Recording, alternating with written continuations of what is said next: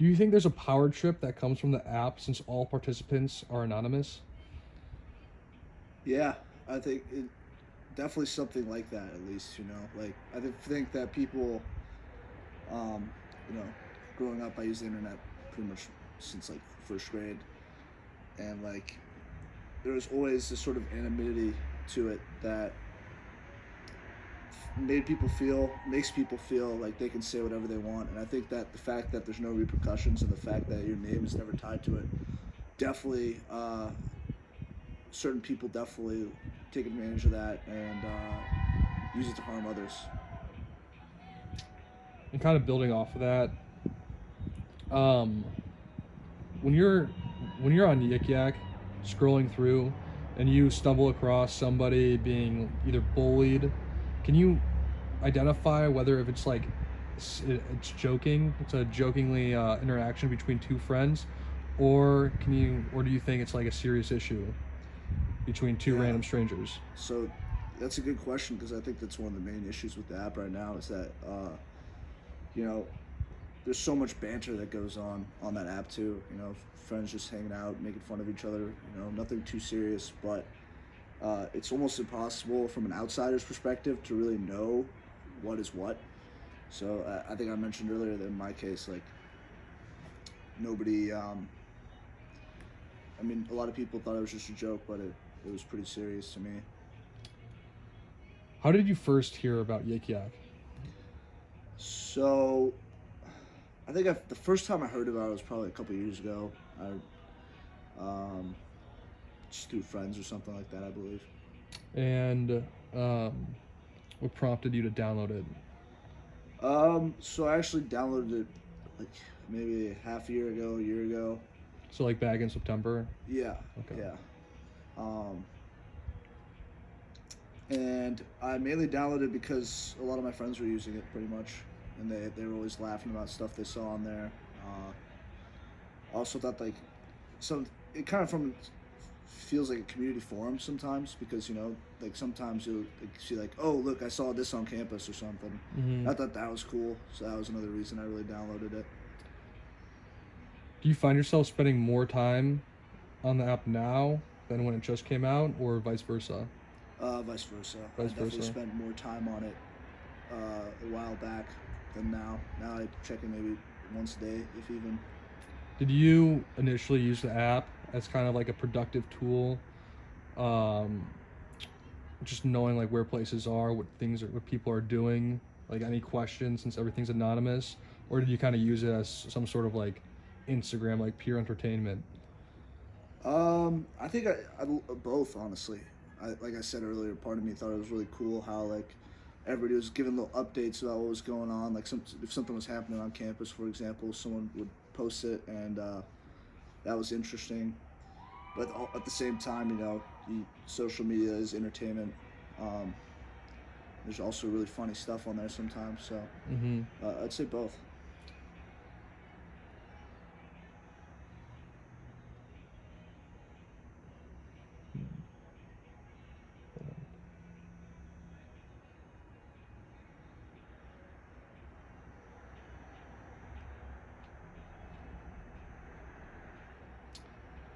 So moving forward, do you think Yik Yak should stay on Miami servers, or do you believe it should be taken down? I think it should stay on. Mm-hmm.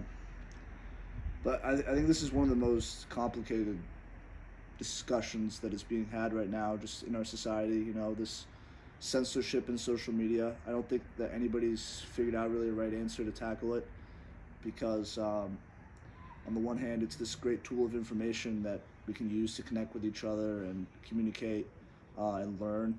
But on the other hand, a lot of the dark aspects of society also, come out on the internet and on social media.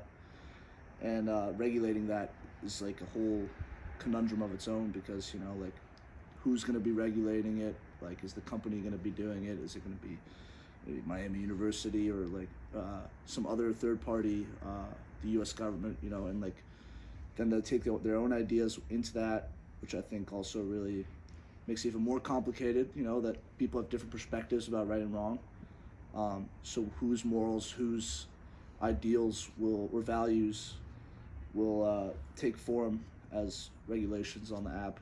Who knows? So I think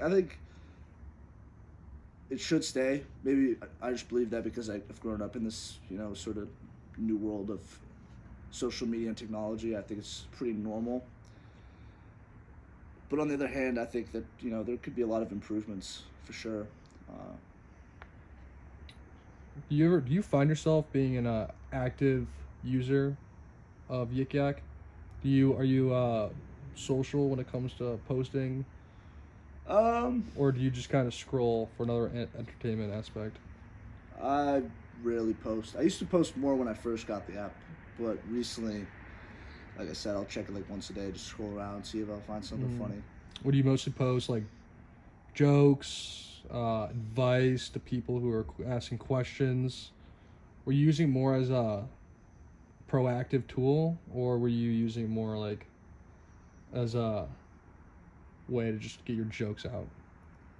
Yeah, I'd say that for the most of my time using the app, I haven't really used it as a proactive tool. I've used it more as just like a just thing to do while I'm bored. It's kind of a pastime. All right. Um, One last thing. Would you encourage someone to download the app? If so, why? I don't think I would encourage anybody to download it just because I don't think it's all that. It's not that great, but I also wouldn't say don't get Yik Yak. It's like I think I'd say I'm pretty indifferent about it. Someone's own personal choice. Mm-hmm. I definitely lean towards the no though if I had to, just because it's social media. It's kind of a waste of time. And mostly because you do see a lot of bullying on the app, or is it just a time suck? Uh, well, yeah, the bullying aspect is pretty messed up, but I think it's unavoidable in the current situation, current climate. All right. Well, Sieb, thank you very much. Thank you for having me.